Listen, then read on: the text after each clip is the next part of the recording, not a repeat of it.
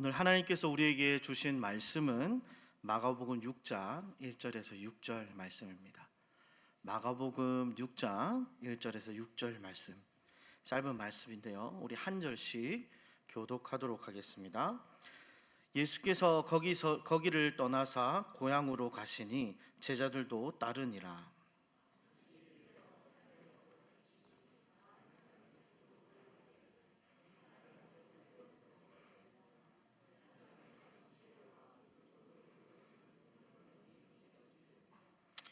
이 사람이 마리아의 아들 목수가 아니냐, 야고보와 요셉과 유다와 시몬의 형제가 아니냐, 그 누이들이 우리와 함께 여기 있지 아니하냐 하고 예수를 배척한지라.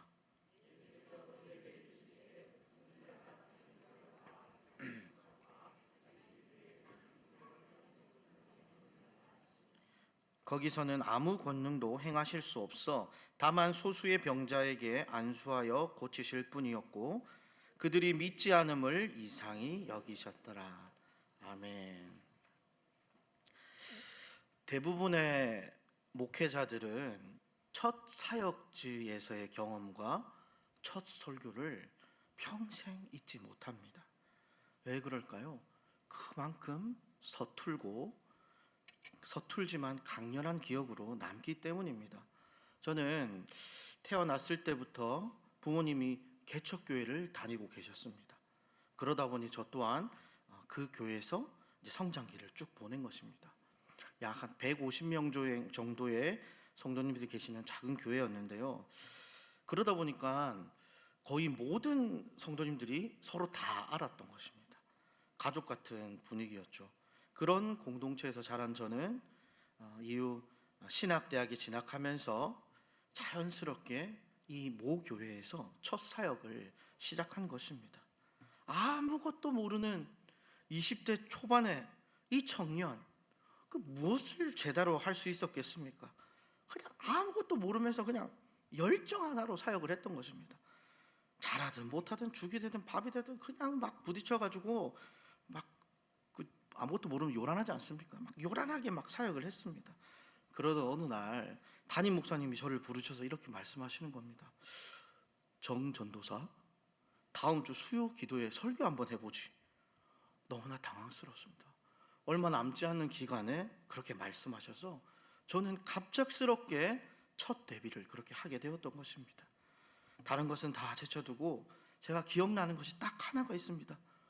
어떤 본문으로 했는지 기억도 잘 안 나는데요, 제가 막 더듬더듬 원고를 보면서 설교하다가 뭐 이상한 것 같아서 이렇게 앞을 싹 봤습니다. 앞을 보니까 여러분, 사람들이 저를 보는 눈빛이 어떤지 아십니까? 마치 걸음마를 막 시작하는 그 아이를 바라보는 눈빛 있지 않습니까? 부모의 그 눈빛, 초롱초롱한 눈으로 제가 무슨 말 하는지 보자, 이런 눈빛으로 저를 바라보고 있었던 것입니다. 제가 이곳에서 어렸을 때부터 나고 자랐기 때문에 많은 성도님들을 저를 자식과 같이 여겨주셨고 그렇게 품어주셨기 때문입니다. 이후에 사역의 여러 부분에서도 이런 친근함 덕분에 제 부족한 실수들이 너그러이 받아졌습니다. 그런 성도님들의 이해와 격려 가운데서 제가 목회자로 계속해서 길을 걸어갈 수 있도록 그곳에 소중한 자양분이 되었던 것입니다. 이렇듯 친근함은 가까운 관계 속에서 더 잘 이해하고 더 쉽게 용서하며 기꺼이 도우려는 경향으로 나타납니다. 사람들은 또한 자신이 속한 집단에 대해 도덕적으로 더 관대하다고 합니다. 실수에 보다 너그럽게 반응하고 또 함께 온 시간과 정이 그만큼 깊은 신뢰와 가치를 만들기 때문입니다. 가까운 관계에 익숙한 사이일수록 더 많이 이해해주고 더 많이 품어주는 것, 이것이 일반적이지 않습니까? 그런데 오늘 본문 속의 예수님은 전혀 다른 상황을 마주하고 계십니다. 고향 사람들, 예수님을 누구보다 잘한다고 생각했던 이들의 반응이 심상치 않다는 것입니다. 도대체 왜 이런 반응이 나오는 걸까요? 예수님께서 하신 말씀이 틀린 것도 아니고 또 예수님의 능력이 부족했던 것도 아닌데 그들의 마음은 왜 이렇게 닫혀 있는 것일까요? 이제 본문을 함께 따라가며 이 의문의 사건 속에 숨겨진 하나님의 은혜를 하나하나 발견해 나가는 시간이 되길 소망합니다. 오늘 말씀은 예수님께서 고향 나사렛에 방문하시면서 시작됩니다. 예수님이 이곳에 도착하기 전에 가버나움에서 사역하시면서 많은 이적을 행하셨습니다. 병자들도 고치시고 귀신도 쫓으시고 심지어는 죽은 자도 살리지 않으셨습니까? 이거 누가 보아도 대단한 업적입니다. 그런데 그에 반해 이 나사렛은요, 아주 작은 시골이었습니다. 집들은 한 60채 정도 모여 있으며 주민 수는 많아봤자 한 500명 정도 있는 시골 중에서도 시골, 변두리의 무명 지역이 나사렛이었습니다. 이곳에는 어떤 국가적으로 중요한 기관이 있는 것도 아니고 가치 있는 시설이 있지도 않았습니다. 철저하게 소외된 곳이었으며 하층민들이 모여 살던 지역이 바로 이 나사렛이었습니다. 뿐만 아니라 이곳에서는요, 어떤 뛰어난 그런 역사적인 인물이 나오지도 않았기 때문에 사회적 인식 또한 낮았습니다. 그러니까 어떤 말이 나옵니까? 이 나다니엘이라는 자가 나사렛에 무슨 선한 것이 날 수 있냐라고 말을 하기도 했다는 거죠. 이런 곳에서 예수님이 나오셨습니다. 어찌 본다면 이런 깡촌에서 예수님은 출세한 청년이 아니겠습니까? 그런 그가 고향에 다시 돌아왔습니다. 금이의 환향같이 보이지 않습니까?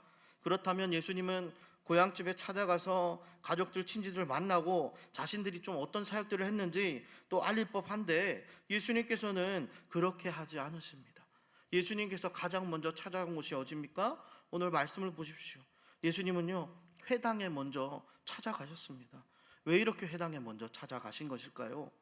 예수님은 회당을 중심으로 사람들을 가르치시고 하나님 나라를 전하셨는데 이 고향 땅에 있는 영혼들도 귀히 여기시고 복음을 전파하고 그들을 진리로 가르치시기를 원하셨기 때문입니다. 예수님의 사역들을 보면 이적들로 인해 많은 사람들이 놀라고 죽기로 돌아왔습니다. 하지만 예수님의 사역은 항상 성공적인 것 같이 보이진 않습니다. 오늘 말씀 속의 상황이 사뭇 다르기 때문입니다. 회당에서 예수님의 가르침이 시작되자 사람들의 반응은 놀라움이었습니다. 그의 지혜와 능력에 놀란 것입니다. 당연한 결과죠. 그런데 예수님이 전파하신 이 하나님 나라 복음에 관한 놀라움이 아니었습니다. 뒤를 보면 알 수 있는데 이들은 메시지보다, 이 예수님보다 더 궁금한 것이 있었습니다. 그것은요, 이 놀라운 지혜와 능력이 어디서 왔냐, 이것이 궁금한 것입니다. 이들이 왜 이렇게 이것을 궁금해할까요? 이것은 말이 안 된다는 겁니다. 예수님이 이런 지혜가 있다는 것이 이해가 되지 않는 것입니다. 왜 그렇습니까? 이들은 누구보다 예수님을 더 가까이 봤기 때문입니다. 내가 어렸을 때부터 예수를 봐서 예수를 잘 안다는 겁니다. 그가 어떠한 랍비의 지도를 받은 적도 없는데 이럴 수 있냐, 이 말입니다. 우리 마가복음 6장 2절 한번 봤으면 좋겠습니다. 함께 읽어볼까요? 시작.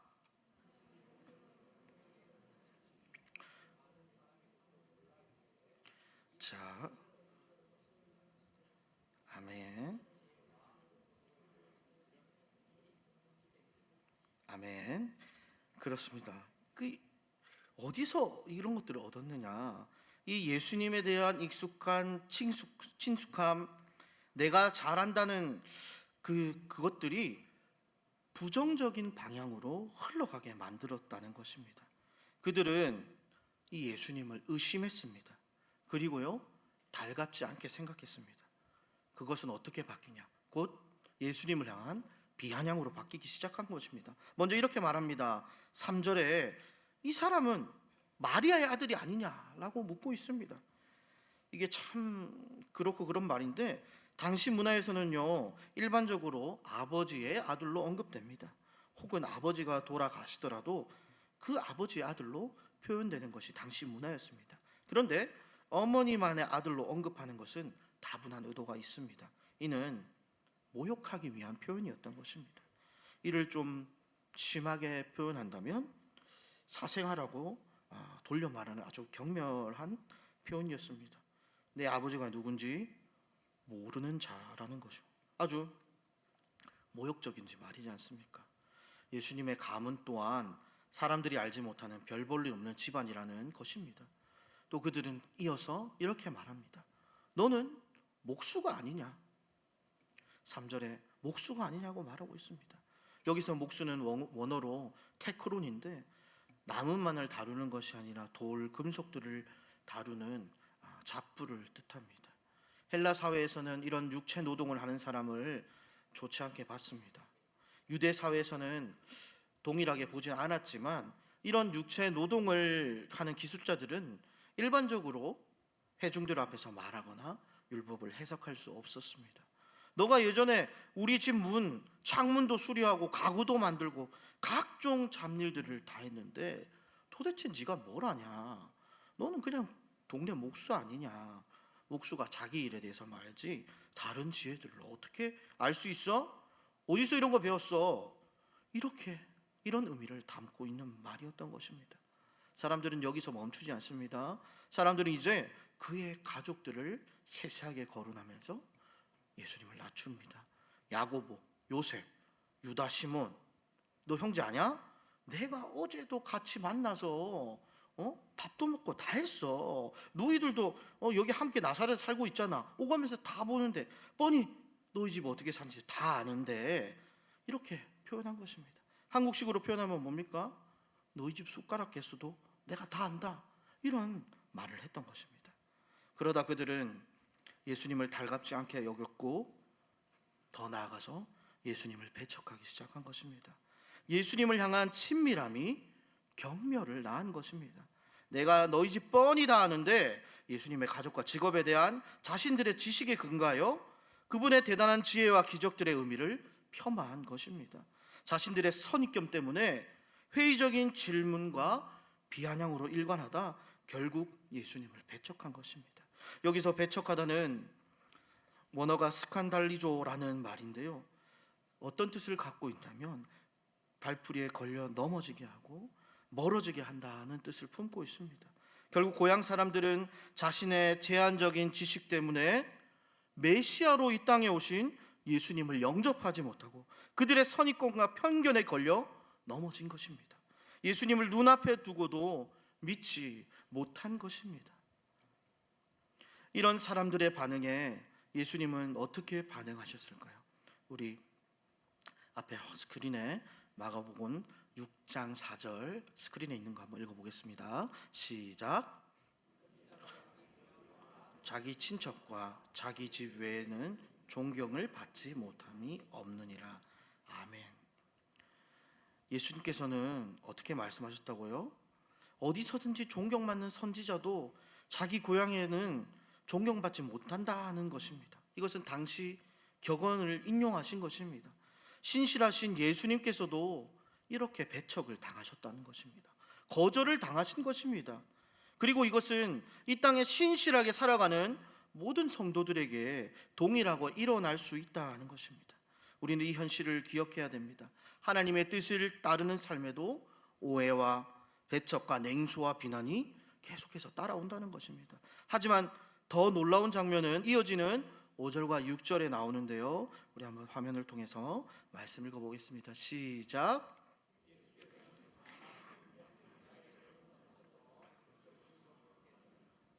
아무 기적도 행하실 수 없었다. 그리고 그들이 믿지 않는 것에 놀라셨다. 아멘. 고향 사람들의 선입견에서 시작된 이 거절과 불신앙으로 인해 어떻게 됐다고요? 예수님께서 어떠한 이적도 행할 수 없었다는 것입니다. 그리고 예수님을 매우 놀라게 했다는 것입니다. 여러분, 예수님이 능력이 없으셔서 이런 것이 아닙니다. 이 말은 예수님의 전능성을 초월한 만큼 불신앙의 문제가 얼마나 치명적인지를 풍자적으로 이 말씀을 통해 비판하고 있다는 것입니다. 불신앙은 전지전능하신 하나님의 아들 예수님도 놀라게 하고 그분의 능력도 멈출 수 있을 만큼 치명적이라는 사실입니다. 나사렛 사람들은 그들의 편견으로 예수님을 배척하였습니다. 그들의 마음의 완악함은 예수님을 믿기를 거부하였고 예수님을 친근한 목수, 평범한 인간으로 여김으로 하나님의 아들, 구원자로 오신 예수 그리스도를 거절한 것입니다. 그들의 불신앙이 자신들을 걸려 넘어지게 만들었고 어떠한 예수님의 능력도 경험하지 못하게 하였던 것입니다.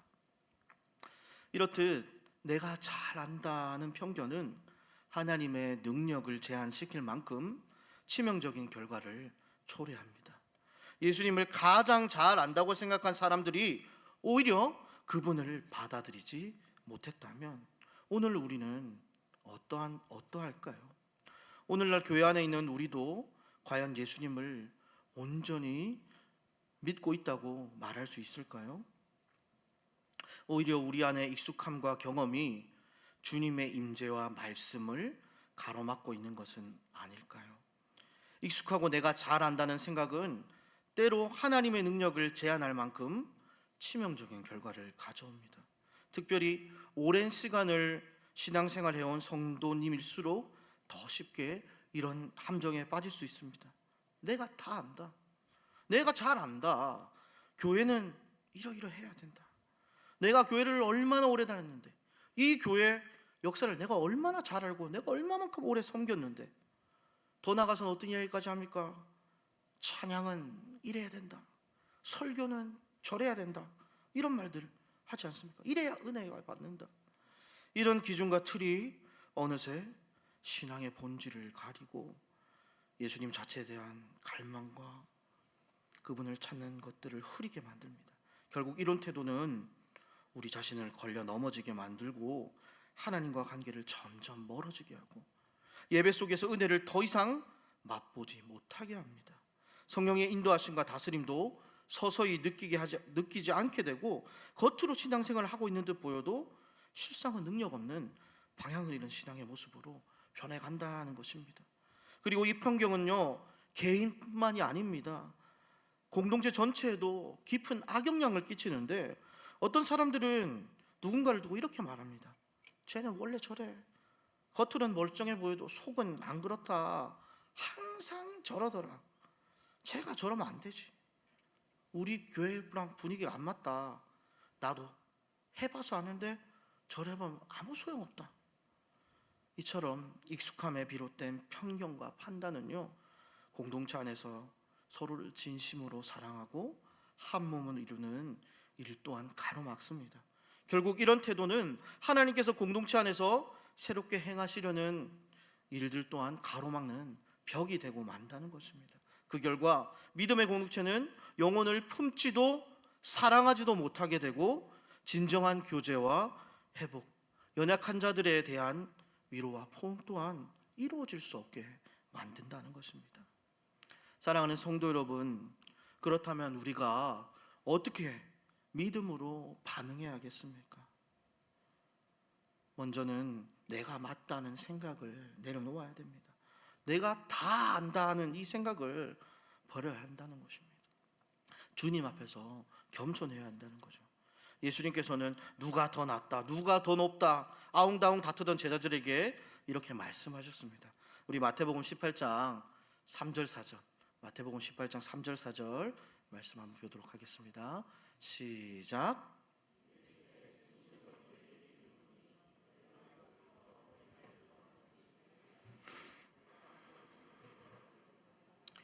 그러므로 누구든지 이 어린아이와 같이 자기를 낮추는 사람이 천국의 큰 자니라.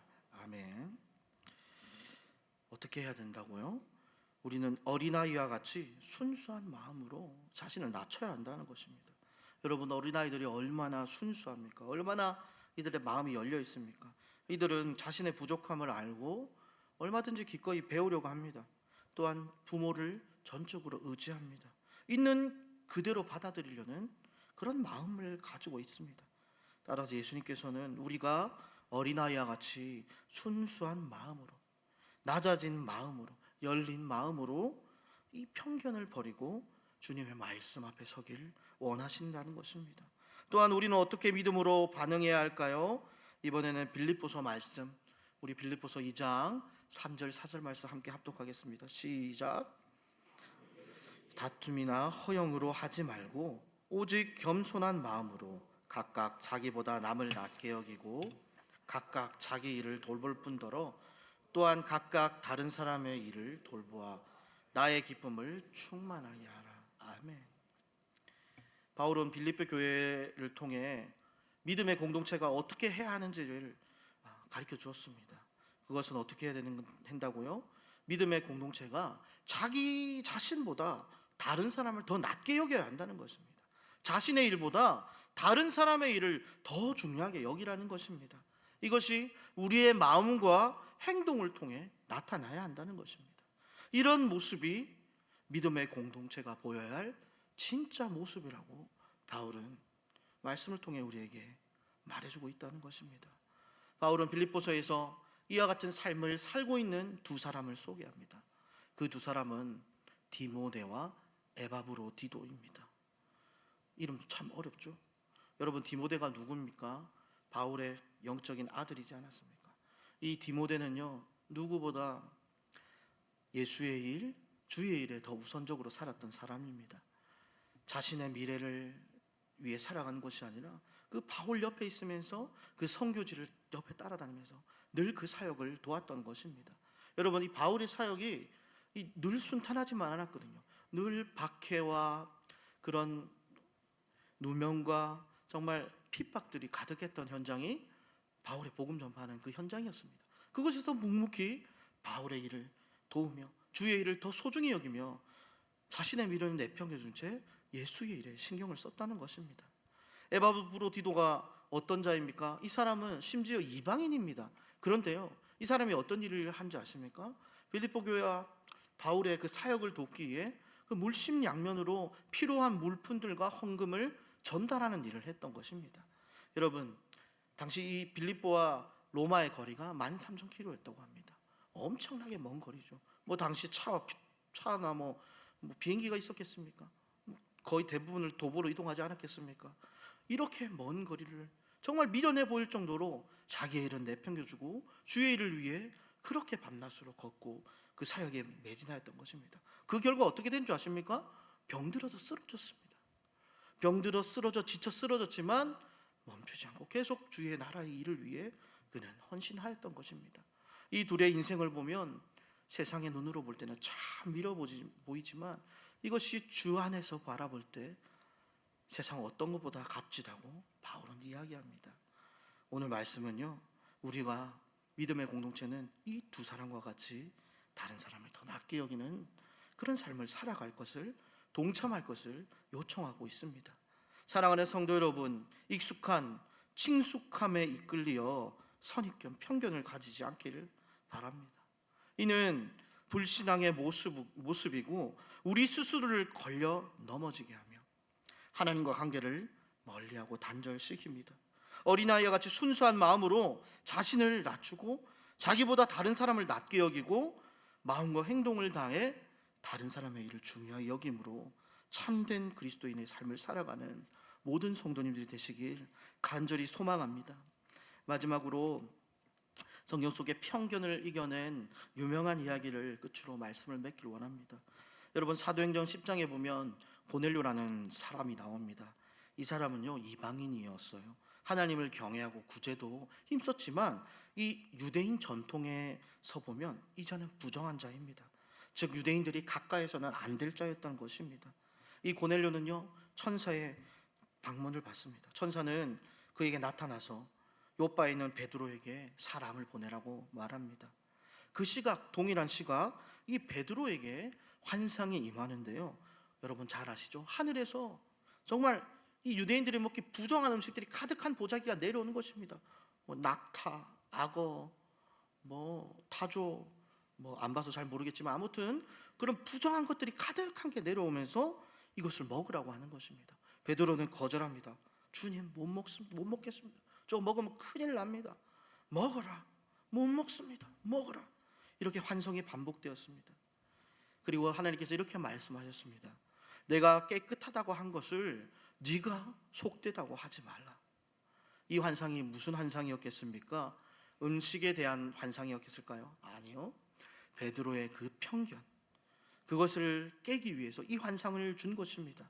이방인은 하나님 앞에서 불견하다는 그 편견을 깨뜨리기 위해서 바로 베드로에게 이 환상을 품게 하신 것입니다. 어떻게 됩니까? 고넬료의 하인이 찾아와 베드로를 데리고 갑니다. 베드로는요, 이 환상을 봤기 때문에 성령님의 인도하심에 따라 스스로 그 초대에 받아들이고 그 이방인의 집에 제 발로 들어가게 된 것입니다. 당시 이것은 율법 금기 사항이었는데 그것을 어기고 나아간 것입니다. 그곳에 도착하자마자 그는 깨닫게 되었습니다. 하나님은 사람을 외모로 보지 않으시고 하나님을 경외하며 의를 행하는 사람을 다 받으신다라는 것을 그 현장에서 깨달은 것입니다. 그가 복음을 전파할 때 어떤 일이 일어납니까? 그의 가족들이 성령을 받고 그의 온 가족이 주께로 돌아오는 놀라운 일이 일어났다는 것입니다. 사랑하는 성도 여러분, 하나님은 오늘도 우리 공동체 안에서 새로운 일을 행하시길 원하십니다. 그러나 익숙함에 비록된 편견과 선입견은요, 그분의 일하심을 방해하고 결국 우리 자신과 공동체를 메마르게 만듭니다. 고넬료를 통해 편견을 내려놓고 하나님의 뜻에 순종했던 베드로처럼 우리도 이제는 내가 아는 방식에 벗어나 하나님의 인도하시는 그 방향대로 나아가야 할 줄로 믿습니다. 내가 안다고 생각했던 사람들, 익숙해서 무심코 판단해버린 자들이 있습니까? 그리고 오랜 신앙생활 속에서 굳어진 그 고정관념들을 내려놓아야 할 때입니다. 우리는 어린아이처럼 마음을 낮춰야 됩니다. 다른 사람을 나보다 낮게 여겨야 합니다. 한 사람 한 사람을 귀히 바라보는 눈을 회복해야 합니다. 그럴 때 우리 공동체 안에는 놀라운 일이 일어날 줄로 믿습니다. 편견과 판단을 멈추고 이해가 시작되며 연약한 자들이 다시 일어날 힘을 얻고 상처 입은 자들이 치유의 은혜를 경험하게 될 것입니다. 외로웠던 이들이 다시 이곳에서 위로함을 받고 믿음에서 멀어졌던 자들이 다시 복음의 품으로 돌아오게 될 것입니다. 그것이 바로 주님께서 원하시는 교회, 그리고 살아 숨쉬는 그리스도의 몸인 줄로 믿습니다. 사랑하는 성도 여러분, 편견을 넘어서 우리가 서로를 품고 영혼을 살리는 공동체가 되길 간절히 소망합니다.